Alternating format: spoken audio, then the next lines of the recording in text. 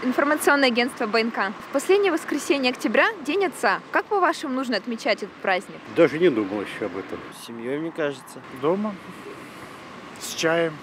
Так, хорошо. В кругу семьи. В кругу семьи. В семейном кругу с отцом сходить на рыбалку, отдохнуть как следует. С удовольствием отмечать.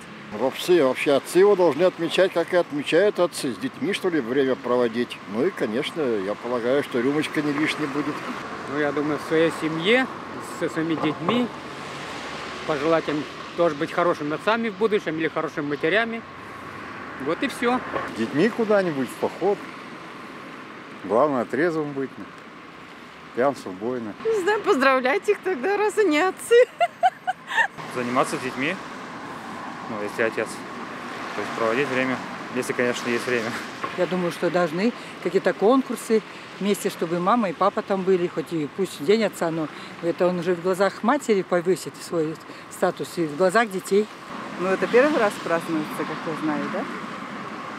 Ну, как-то внимание оказать, я даже не знаю. И если ты отец, надо с сыном время проводить.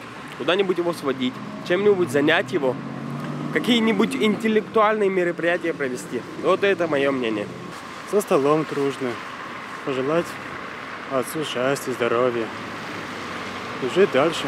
Я думаю, что папы должны проявить свои лучшие качества в семье в этот день, показать, что они глава семьи.